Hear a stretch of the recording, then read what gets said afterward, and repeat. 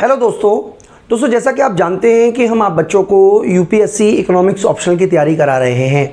तो UPSC economics optional में आपका जो सिलेबस है उसके अंदर जो टॉपिक है, देखिए ये वाला क्लासिकल अप्रोच। तो हम आपको जो अभी पढ़ाने वाले हैं बच्चों वो कराने वाले हैं क्लासिकल अप्रोच यानी कि इसके अंदर हम employment, income and interest determination पढ़ेंगे क्लासिकल अप्रोच के अंदर।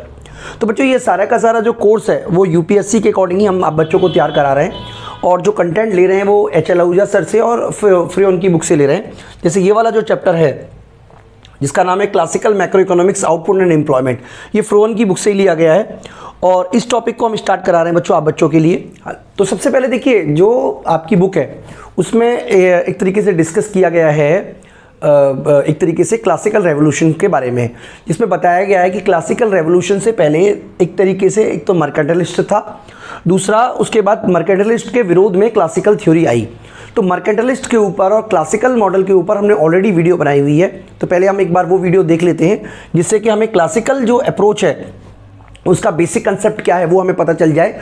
उसके बाद फिर हम आप बच्चों को जो उसकी क्लासिकल एम्प्लॉयमेंट थ्योरी है, एम्प्लॉयमेंट आउटपुट डिटर्मिनेशन, वो आपको एक्सप्लेन करते हैं अच्छी तरीके से। तो पहले आप एक बार वो वीडियो देख लीजिए। इस वीडियो में हम बात कर रहे हैं थ्योरी ऑफ मर्केंटलिज्म की, जिसको कि हिंदी में वाणिज्यवाद कहते हैं, यानी कि कमर्शियलाइजेशन, यानी कि बिजनेस की बात करेंगे। तो ये पूरी की पूरी थ्योरी जो है वो एक तरीके से अपने एक्सपेंशन ऑफ बिजनेस पर बेस्ड है। एक्चुअली हुआ ये था कि जब 16 और 17 सेंचुरी के दौरान जब इंडस्ट्रियलाइजेशन बढ़ा, इकोनॉमिक ग्रोथ हुई, तब ये विचारधारा डेवलप हुई।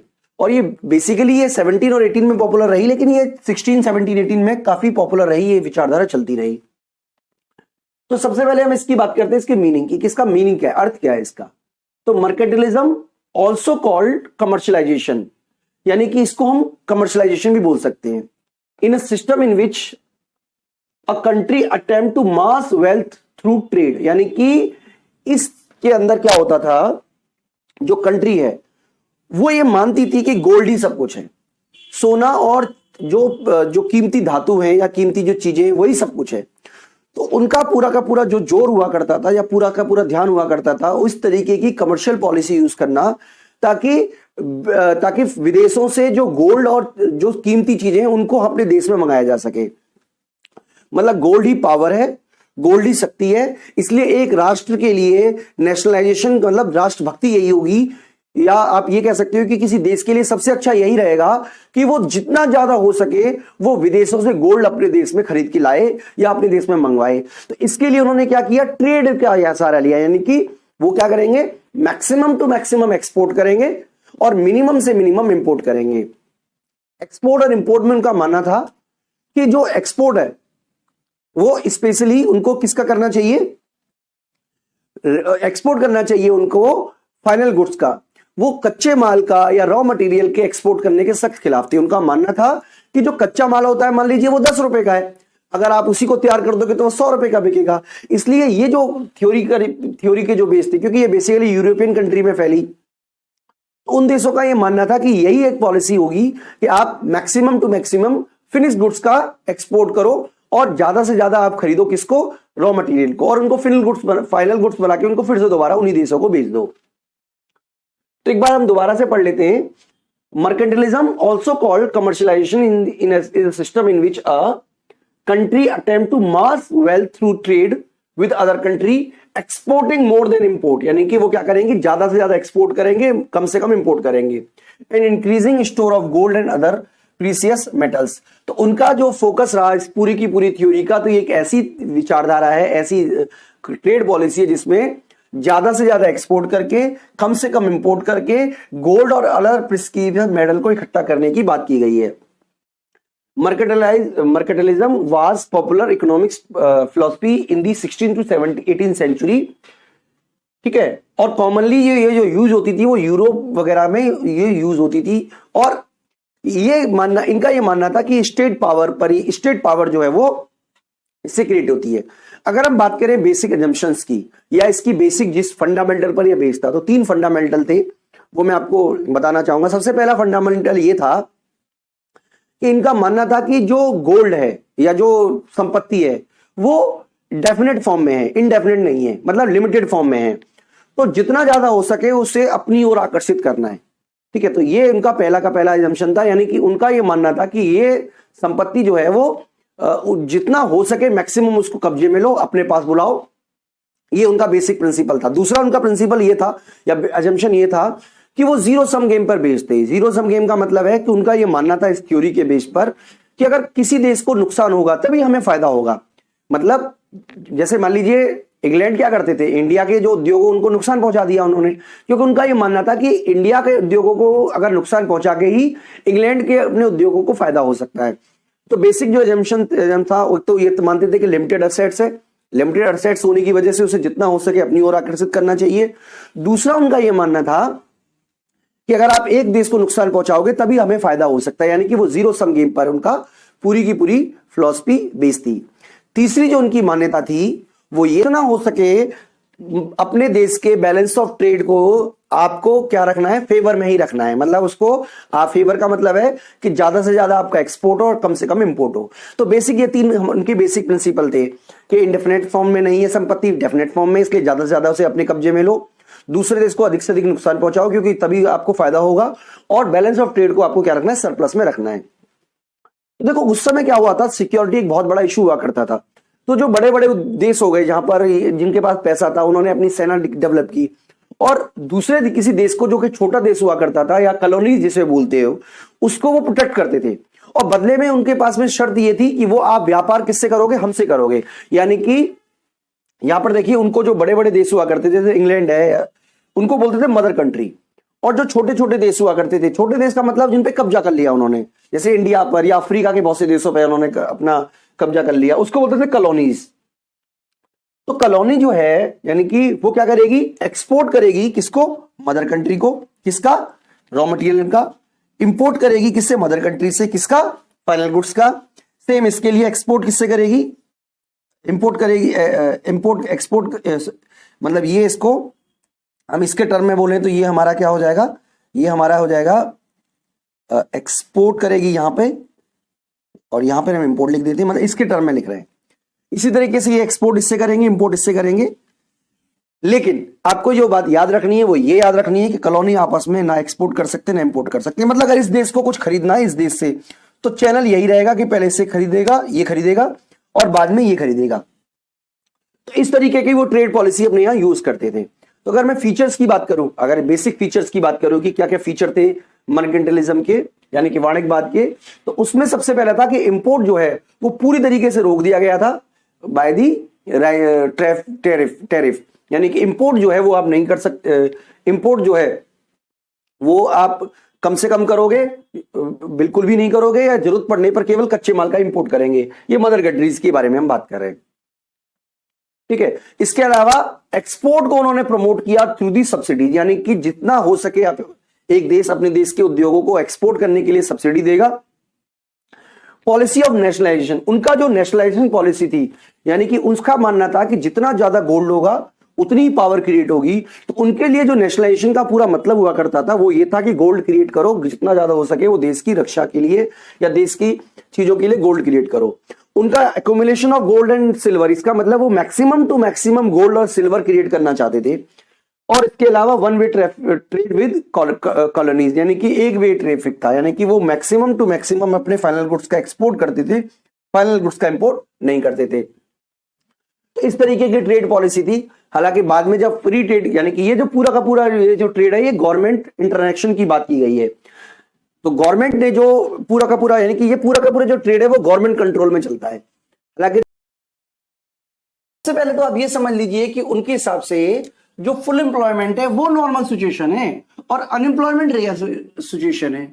इसका मतलब हुआ कि उनका यह मानना था कि आमतौर पर लाइफ में या इकोनॉमी में फुल एम्प्लॉयमेंट ही पाया जाएगा, यानी कि सभी लोग जो काम करना चाहते हैं उनको काम मिल जाएगा। और कभी कभार अगर अनएम्प्लॉयमेंट होती है तो वो एक सरप्राइजिंग बात है कि वाह अरे तुम अनएम्प्लॉयड हो, ये उन्होंने मानना था। उनका ये मानना था कि their theory of employment based upon the laissez faire policy. Laissez faire policy क्या होती है, जिसमें सारे के सारे काम डिमांड एंड सप्लाई के फोर्सेस करते हैं, यानी कि अगर मार्केट में डिमांड एंड सप्लाई के फोर्सेस पर फ्री छोड़ दिया जाएगा, काम करने के लिए छोड़ दिया जाएगा, फ्री कर दिया जाएगा तो कभी भी अनएम्प्लॉयमेंट क्रिएट नहीं होगा। तो फिर अनएम्प्लॉयमेंट क्रिएट होता है जब इस डिमांड सप्लाई के फोर्सेस में गवर्नमेंट इंटरफेयर करती है। उनका यह मानना था कि जो मार्केट इकोनॉमी है या मार्केट फोर्सेस इस मामले में अपने आप इतने सफिशिएंट होते हैं कि वो फुल एम्प्लॉयमेंट को क्रिएट कर देते हैं। और अनएम्प्लॉयमेंट इसलिए क्रिएट होता है क्योंकि गवर्नमेंट इंटरवेंशन से, इसलिए no need of government intervention, क्योंकि गवर्नमेंट इंटरवेंशन से इनस्टेबिलिटी क्रिएट होती है डिमांड एंड सप्लाई में और वो अनएम्प्लॉयमेंट क्रिएट करती है। और अगर कभी अनएम्प्लॉयमेंट होती भी है तो ये टेम्परेरी कॉन्सेप्ट है, कभी कभार होगी, ऑटोमेटिकली खत्म हो जाएगी, फुल टाइम नहीं चलेगी अनएम्प्लॉयमेंट। यानी कि अगर मान लीजिए कभी टेम्परेरी अनएम्प्लॉयमेंट होती भी है तो टेम्परेरी है, ठीक है। Unemployment is self correcting mechanism, यानी कि अनएम्प्लॉयमेंट जो है वो अपने आप कंप्लीट हो जाएगी। इसमें आप पिगू इफेक्ट के बारे में हम डिस्कस करेंगे आगे। उनका ये मानना था क्लासिकल इकोनॉमिक्स का कि अगर मान लीजिए कभी डिमांड ऑफ लेबर ज्यादा हो जाती है डिमांड ऑफ लेबर कम हो जाती है सप्लाई ऑफ लेबर से, तो जो वेज रेट है वो फॉल करेगा। और वेज रेट फॉल करने से ये प्रोसेस तब तक चलता रहेगा जब तक डिमांड एंड सप्लाई बराबर नहीं हो जाते। यानी कि किसी भी तरीके के मार्केट में गवर्नमेंट इंटरफेयर की जरूरत नहीं है। डिमांड एंड सप्लाई के फोर्सेस अपने आप में इतने पावरफुल हैं कि वेज रेट को डिटरमाइन कर सकते हैं, ठीक है। उन्होंने कंप्लीटली रूल आउट कर दिया किसको, एग्जिस्टेंस ऑफ इनवॉलंटरी अनएम्प्लॉयमेंट को। इनवॉलंटरी अनएम्प्लॉयमेंट को पूरी तरीके से उन्होंने कह दिया कि ये तो कोई चीज होती नहीं है इनवॉलंटरी अनएम्प्लॉयमेंट। हाँ, उनका ये मानना था कि वॉलंटरी अनएम्प्लॉयमेंट हो सकती है। वॉलंटरी अनएम्प्लॉयमेंट मतलब जो लोग काम करना चाहते हैं, जो लोग काम करना नहीं चाहते और काम कर भी नहीं रहे, यानी कि काम तो है पर करना नहीं चाहते, इसको बोलते हैं वॉलंटरी अनएम्प्लॉयमेंट। तो उनके हिसाब से वॉलंटरी अनएम्प्लॉयमेंट हो सकता है, फ्रैक्शनल हो सकता है। फ्रैक्शनल का मतलब होता है एक जॉब को छोड़कर अगर आप दूसरी जॉब में जाते हो तो कुछ हफ्ते के लिए, कुछ दिन के लिए, कुछ घंटों के लिए आप अनएम्प्लॉयड हो जाओगे।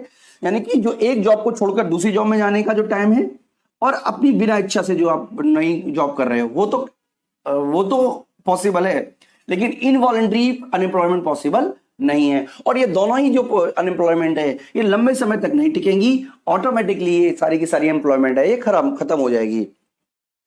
तो उनका जो बेस। तो बच्चों मैं उम्मीद करता हूं कि आपको मर्केंटाइलिस्ट और क्लासिकल अप्रोच के बारे में आइडिया लग गया होगा।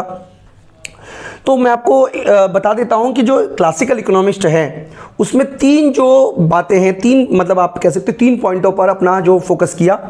एक तो है कि लेबर मार्केट में इक्विलिब्रियम किस तरीके से होगा, लेबर मार्केट में। दूसरा उनका इक्विलिब्रियम का जो फोकस रहा है वो मनी मार्केट में, जो कि नेक्स्ट लेसन नंबर 3 में आपको एक्सप्लेन किया जाएगा। साथ ही साथ कमोडिटी मार्केट में।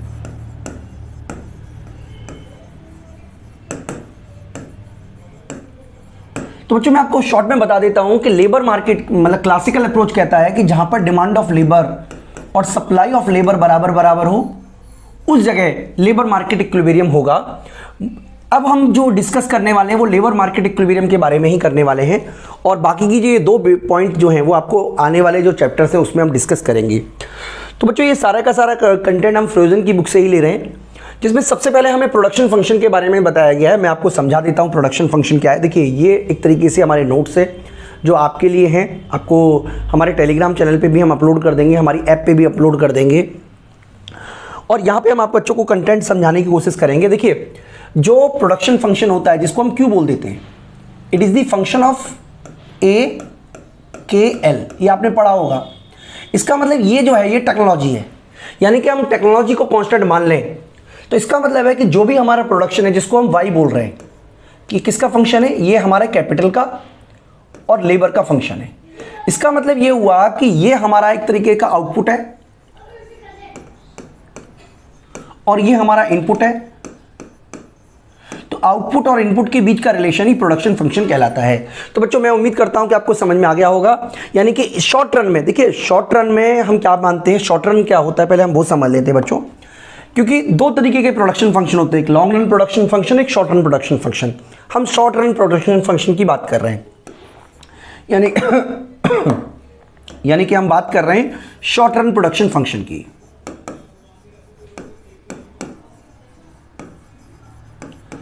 तो बच्चों शॉर्ट रन में हम केवल लेबर को तो बढ़ाते हैं, हम लेबर को राइज करेंगे, लेकिन जो कैपिटल है यानी कि जो कैपिटल है, और जो टेक्नोलॉजी है, इसके अलावा जो पॉपुलेशन है, उसको हम कांस्टेंट मान के चल रहे हैं। यानी कि यहां पे यही बात आपको यहां पे लिखी हुई दिखेगी आपको कि in short run the stock of capital, technology and population assume to be fix. हमने क्या माना है? हमने ये माना है कि टेक्नोलॉजी, यानी कि आप इसको ए बोल सकते हो, टेक्नोलॉजी, इसके अलावा स्टॉक ऑफ कैपिटल के बोल सकते हैं, और पॉपुलेशन, साइज ऑफ पॉपुलेशन, इन तीन चीज़ों को हम एज फिक्स मान रहे हैं।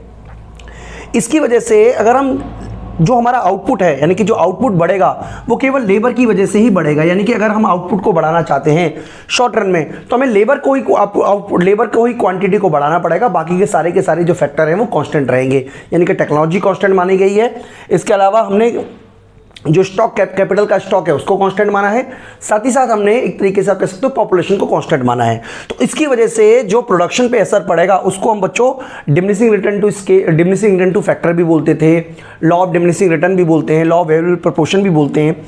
लेकिन अगर हम कंटेंट की बात करें, फ्रोजन की बुक की बात करें, तो उन्होंने क्या लिया हुआ है? इन्होंने माना है 3 तरीके की फेजेस होते हैं। सबसे पहला जो फेज हम यूज करेंगे वो है कांस्टेंट रिटर्न टू फैक्टर, यानी कि इन्होंने लिखा भी है कांस्टेंट रिटर्न, लिखा हुआ है कांस्टेंट रिटर्न। दूसरा जो हम लेंगे वो है डिमिनिशिंग रिटर्न, और तीसरा जो हम लेंगे वो है नेगेटिव रिटर्न।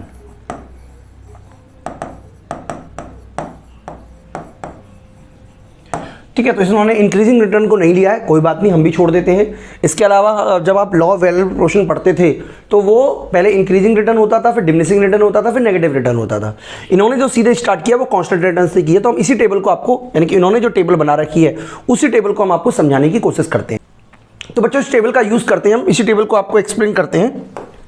देखिए ये मैं हटा देता हूं सारा। ओके, देखिए सबसे पहले तो हम क्या करते हैं, हमने बाकी की सब चीज़ों को कांस्टेंट मान लिया है, हम लेबर की क्वांटिटी को बढ़ा रहे हैं। इसको आप एन भी बोल सकते हो, लेबर भी बोल सकते हो, इसको एन भी बोल सकते हो। जैसे सपोज कीजिए एन है हमारा 0, 1, 2, 3, 4, 5 और 6। अब इस एन की वजह से जो हमारा आउटपुट है वो इस तरीके से आया है 0, 1 बढ़ाने से 10, 20, इसके बाद उन्होंने लिखा है 28, 33, 33 के बाद 34 एंड देन 32। इसका मतलब ये हुआ कि अगर हम बात करें, ये हमारा टीपी भी बोल सकते हो आप, TPN आप बोल सकते हो, यानी कि एन का मतलब यहां पे लेबर से है, टीपी का मतलब टोटल प्रोडक्शन, आप आउटपुट भी बोल सकते हो। तो अगर हम बात करें इसकी कि हमारा जो MP है, MPN, वो कैसे निकलेगा, आपको याद होना चाहिए बच्चों, हम निकालते थे TPN, यानी कि अब आप इसको Y भी बोल सकते हो, delta Y upon delta N, यानी कि लेबर में जो चेंज होने से आउटपुट में कितना चेंज हुआ। तो यहाँ पे तो देखिए कोई चेंज हुआ नहीं है, यहाँ पे 10 का चेंज हुआ है, यहाँ पे भी 10 का चेंज हुआ है, यहाँ पे 8 का चेंज हुआ है, यहाँ पे 5 का चेंज हुआ है, यहाँ पे 1 का चेंज हुआ है, और यहाँ पे आप कह सकते हो एक तरीके से -2 का चेंज हुआ है। तो ये जो स्टेज है, ये वाली, इसको बोला गया है एक तरीके से कांस्टेंट रिटर्न। ये लिखा हुआ ना कांस्टेंट रिटर्न, तो ये कांस्टेंट रिटर्न है। मैं लिख नहीं रहा हूँ क्योंकि मुझे टेबल में आपको बहुत कुछ और भी समझाना है। इसके अलावा ये वाला जो है ये डिमिनिशिंग रिटर्न है और ये नेगेटिव रिटर्न है। चलिए मैं लिख ही देता हूँ आप बच्चों के लिए। ये है हमारा एक तरीके से कांस्टेंट रिटर्न, ये हमारा है डिमिनिशिंग रिटर्न, और ये हमारा है नेगेटिव रिटर्न। ठीक है जी, इसका मतलब ये हुआ कि एक तरीके का ये रिलेशनशिप है। अब क्वेश्चन ये है कि इसका यूज क्या है, इसका हमारी जरूरत क्या है, क्यों हमें जरूरत पड़ी। तो बच्चों इसकी वजह ये है क्योंकि हमें निकालना है demand of labour. Demand of labour यानी कि एक तरीके से जैसा कि मैंने आपको बताया कि मजदूरी दर कितनी निर्धारित होगी, मतलब क्लासिकल मॉडल में हमें एम्प्लॉयमेंट का लेवल पता करना है तो हमें डिटरमाइन करना पड़ेगा वेज रेट, साथ ही साथ हमें डिटरमाइन करना पड़ेगा आउटपुट का लेवल, एम्प्लॉयमेंट का लेवल। इसके लिए ज़रूरी है कि हम डिमांड ऑफ लेबर निकालें, क्योंकि एम्प्लॉयमेंट डिटरमाइन का क्लासिकल मॉडल कहता है कि जिस केस में demand of labour and supply of labour बराबर हो, वहाँ जो आउटपुट का लेवल है और एम्प्लॉयमेंट का लेवल है वो निर्धारित होगा, निश्चित होगा। तो डिमांड ऑफ लेबर किस तरीके से निकलती है बच्चों, एक बार आप यहाँ देखिए। डिमांड ऑफ लेबर के लिए देखिए, सबसे पहले तो यहाँ पे हम ये बता रहे हैं आप बच्चों को कि हम ये मान के चल रहे हैं कि we are working under perfect competition. ये सबसे पहली हमारी एजम्पशन। देखिए परफेक्ट कंपटीशन का क्या मतलब है, मैं आपको समझा देता हूँ। परफेक्ट कंपटीशन का मतलब है कि जो प्राइस है वो हमेशा एमआर के बराबर होगी। ये बिल्कुल सिंपल तरीके से समझ लीजिए, नंबर 1 बात। इसका ये भी मतलब है कि इक्विलिब्रियम प्रॉफिट मैक्सिमाइजेशन तब होगा जब एमआर और एमसी बराबर होगा। नंबर 2 ये भी समझ लीजिए, सॉरी एमआर और एमसी बराबर होगा। इसका मतलब ये होगा कि जो प्राइस है किसी भी कमोडिटी का वो मार्जिनल कॉस्ट के बराबर होगा, और जो मार्जिनल कॉस्ट होगी वो वेज पे डिपेंड करेगी। यानी कि मार्जिनल कॉस्ट कैसे निकालेंगे हम वो भी समझा देते हैं बच्चों आपको। यानी कि जो मार्जिनल कॉस्ट है, अगर आपको मार्जिनल कॉस्ट निकालनी है किसी भी पॉइंट पर, तो आपको क्या करना पड़ेगा, आपको जो वेज रेट है उसको डिवाइड करना पड़ेगा प्राइस से, वेज रेट को डिवाइड करना पड़ेगा मार्जिनल प्रोडक्टिविटी ऑफ लेबर से, MPN से। मैं आपको समझा देता हूं किस तरीके से निकालेंगे, और ये हमेशा प्राइस के बराबर होगी। ये आप याद रखिएगा, ये हमेशा प्राइस के बराबर होगी। ये केवल इक्विलिब्रियम कंडीशन की बात कर रहे हैं, यानी कितने लेबर डिमांड पे करेंगे वो 3 बातों पे डिपेंड करता है। सबसे पहला वेज रेट पर, कि वेज रेट कितना चल रहा है। दूसरा मार्जिनल प्रोडक्टिविटी ऑफ लेबर कितनी है, क्योंकि इसी के बेस पर जो हमारा प्राइस निकल के आएगा या MC निकल के आएगा, उसी के हिसाब से वेज रेट डिसाइड होगा। तो पहले मैं आपको टेबल के माध्यम से समझा देता हूं, उसके बाद मैं आपको आगे फर्दर समझाऊंगा। तो टेबल पे हम वापस आ जाते हैं बच्चों। देखिए हम यहां पे मान के चल रहे हैं कि जो वेज रेट है W, वेज रेट वो 80 रुपये है, 80 है, यानी कि हर लेबर को 80 रुपये दिए जाएंगे। चाहे लेबर कोई भी हो, हम उसे 80 रुपये देंगे। इसका मतलब ये हुआ कि हमें ये निकालना है कि अगर हम वेज को 80 रुपये देते हैं तो प्रोडक्शन करने की हमारी मार्जिनल कॉस्ट कितनी आ रही है। यानी कि मार्जिनल कॉस्ट हम बात कर रहे हैं बच्चों, मार्जिनल कॉस्ट।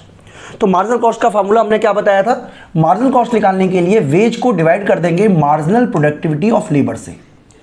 इसका मतलब ये हुआ कि इस केस में जो मार्जिनल कॉस्ट आ रही है वो 10 रुपये आ रही है, ठीक है, सॉरी 8 रुपये आ रही है, गलत बोला, 8 आ रही है, 8 आ रही है। इसका मतलब ये हुआ कि इस वाले केस में अगर आप देखोगे तो इस वाले केस में भी आप इसको 10 से डिवाइड करोगे तो 8 आएगा। इस वाले केस में ये 10 आएगा।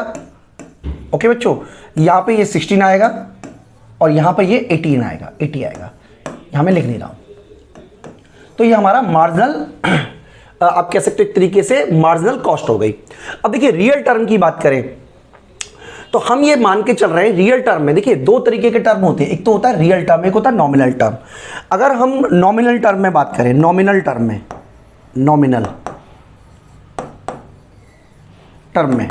तो नॉमिनल टर्म में हम लिख सकते हैं कि किसी भी फैक्टर की डिमांड तब तक होती है जब मार्जिनल प्रोडक्टिविटी ऑफ N को हम प्राइस से डिवाइड करके हम बोल देते हैं मार्जिनल रेवेन्यू प्रोडक्ट, MPR के बराबर। लेकिन रियल टर्म में अगर हम बात करें तो किसी भी फैक्टर की जो डिमांड है उसकी मार्जिनल प्रोडक्टिविटी ऑफ N पे डिपेंड करती है। यानी कि अब मान लीजिए जब वो कमोडिटी मार्केट में जाती है तो उसका जो प्राइस बनता है वो 10 रुपीज़ है, ठीक है, मान लीजिए प्राइस जो है वो 10 रुपीज़ है।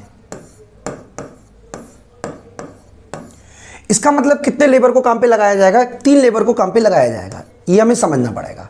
3 लेबर को काम पे क्यों लगाया जाएगा, क्योंकि इस केस में मार्जिनल कॉस्ट और जो प्राइस है वो बराबर है। तो हम अपने इक्वेशन पे वापस आ जाते हैं बच्चों।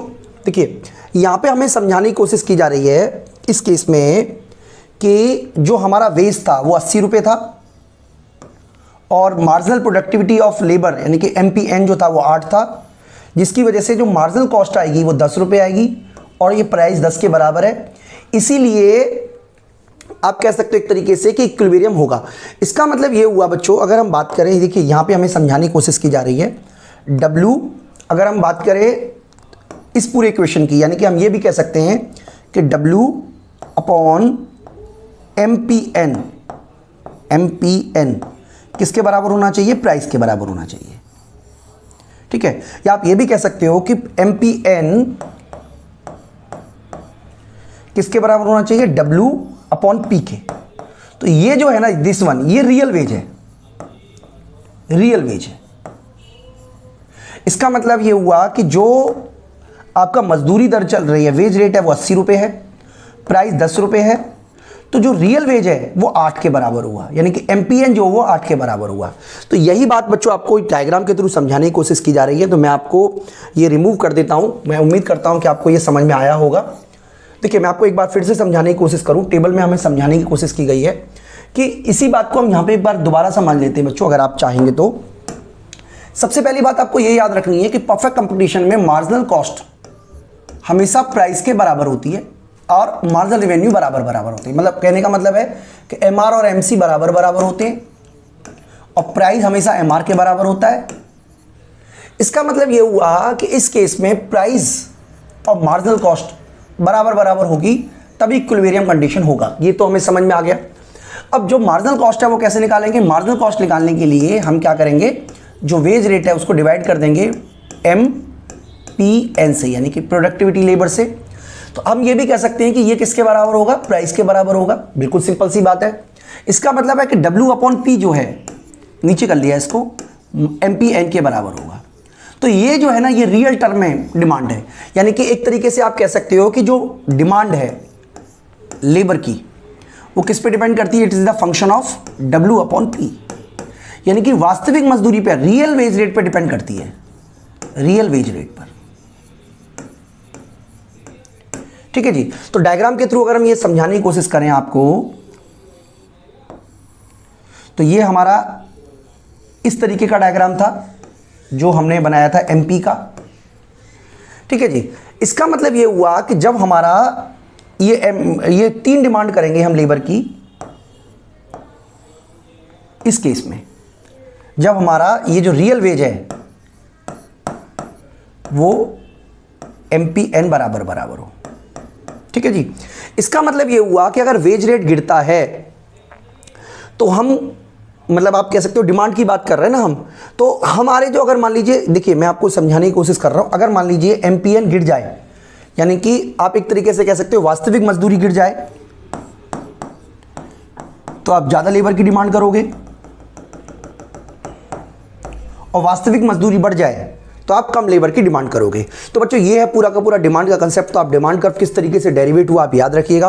बेसिकली आपको याद रखना है कि जो प्राइस है वो किसके बराबर है रियल टर्म में, या तो आप कह सकते हो W अपॉन MPN के, या आप कह सकते हो कि MPN जो है, MPN मतलब demand of labour, this one, ये किसका फंक्शन है, W अपॉन P के, यानी कि एक तरीके से ये किस पर डिपेंड करेगा, वेज रेट पर। और ये रिलेशन जो है वो नेगेटिव है। इसका मतलब जैसे जैसे मजदूरी दर बढ़ेगी, रियल वेज रेट बढ़ेगा, वैसे वैसे डिमांड ऑफ लेबर जो है वो घटती चली जाएगी। बात करें बच्चों सप्लाई ऑफ लेबर की, तो सप्लाई ऑफ लेबर जो है वो देखिए एक इंडिविजुअली काम करता है, और काम करने के साथ साथ आपको ये पता होना चाहिए कि उसके पास काम करने के जो घंटे हैं वो लिमिटेड है। तो काम करने के घंटे लिमिटेड का क्या मतलब है, काम करने के घंटे लिमिटेड का मतलब ये है कि मैं 24 घंटे काम नहीं कर सकता, मुझे अपने दोस्तों के साथ खेलना भी है, इंजॉय भी करना है। तो यहाँ पर हमें ये बताने की कोशिश की जा रही है कि मान लीजिए कि मुझे पर आवर आप 1000 रुपीज़ देते हो, तो मैं क्या करता हूँ, 12 घंटे काम करता हूँ और 12 घंटे आराम करता हूँ। ये मेरा वर्क है, ये मेरा रेस्ट है। अगर आप मुझे मजदूरी दोगे 2 आवर पर डे, तो मैं क्या करूंगा, willing to work more and आप कह सकते हो एक तरीके से लेस रेस्ट करूंगा। ठीक है। टेक्निकल टर्म में तो हमें पता है कि जब हमारी मजदूरी दर और बढ़ती है, वेज रेट और बढ़ेगा, रियल वेज की बात कर रहे हैं बच्चों, हम यहां पे W अपॉन P की बात कर रहे हैं, ये वेज रेट है W अपॉन P। हम जानते हैं कि जब हमारा जो वेज रेट है वो और बढ़ेगा तो हम रेस्ट को ज़्यादा प्रेफर करेंगे। लेकिन हम यहाँ पे इस पूरी की पूरी क्लासिकल मॉडल में हम ये मान रहे हैं कि जैसे जैसे वेज रेट बढ़ता है, लोग जो है वो डिमांड जो लेबर की सप्लाई है, यानी कि जो वर्किंग आवर है वो बढ़ा देते हैं। तो यही बात बच्चों इसमें पूरी तरीके से समझाने की कोशिश की गई है। यहाँ पे हमें वेज रेट की बात हम कर रहे हैं बच्चों। देखिए मैं आपको समझाने की कोशिश कर रहा हूँ।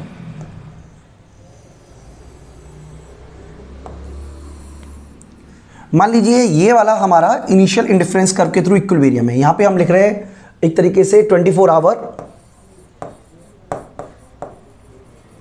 जिसको हम रेस्ट भी बोल सकते हैं। अगर 24 आवर रेस्ट करोगे तो आपको कुछ नहीं मिलेगा। और यहाँ पे हमारी है एक तरीके से आप कह सकते हो रियल, आप कह सकते हो रियल वेज। ओके जी, तो यह आपको कह सकते हो आपको कितना आउटपुट मिलेगा रियल टर्म में। तो आपका ये इक्विलिब्रियम लेवल हुआ। इसका मतलब ये हुआ कि हम क्या कर रहे हैं, चलिए इसको काम के घंटे को कर देते हैं, मान लीजिए 18 घंटे का रेस्ट कर रहे हैं, ठीक है, 18 घंटे रेस्ट कर रहे हैं और 6 घंटे वर्क कर रहे हैं।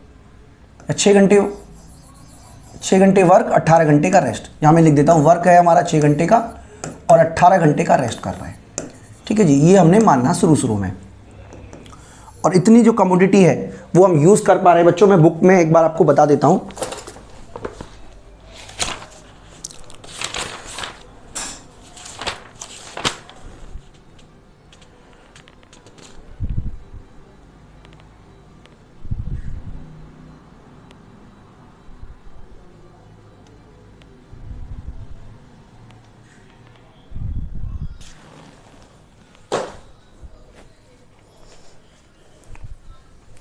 तो ये हमारा रियल वेज है, मान लीजिए रियल वेज 2 है। ओके बच्चों, तो यहाँ पे हमारा ये ए पॉइंट है। अगर मान लीजिए कि अब हमारा वेज बढ़ जाए, वेज बढ़ जाएगा तो 2 तरीके से बढ़ सकता है, या तो प्राइसेस कम हो जाए या वेज बढ़ जाए। तो ये बढ़ के 3 हो जाता है सपोज कीजिए। तो इसका मतलब है कि ये लाइन ऊपर चली जाएगी, और जब ये लाइन ऊपर चली जाएगी तो इसका सिंपल मतलब क्या हुआ, इसका मतलब ये हुआ कि वी विल वर्क मोर। तो यहाँ पे हम क्या कर रहे हैं, हमारा जो वर्किंग आवर है वो 12 आवर हो गया। इसका मतलब पहले हम कितने घंटे काम कर रहे थे, 18 घंटे काम कर रहे थे। अब हम कितने घंटे आराम कर रहे थे, रेस्ट चाहिए हमारा। और अब हम कितने घंटे रेस्ट कर रहे हैं, 12 घंटे कर रहे हैं। तो इसका मतलब ये हुआ कि जैसे जैसे हमारा जो रेस्ट है वो घटता चला जाएगा। ये हमें समझाने की कोशिश की जा रही है। अब देखिए मैं आपको समझाने की कोशिश ये कर रहा हूँ बच्चों, डायग्राम के थ्रू ही समझाने की कोशिश कर रहा हूँ। हालांकि आपकी बुक में 3 बना रखे हैं लेकिन मैं 2 ही बना रहा हूँ क्योंकि मुझे तो कंटेंट समझाना है। बेसिकली आपको याद रखना है, यहाँ पे मैं लिख देता हूँ हमारा एक तरीके का वेज, यानी कि ये रियल वेज है, और यहाँ पे मैं लिख देता हूँ वर्किंग आवर। ठीक है जी, जैसे इसमें लिखा हुआ है वर्किंग आवर।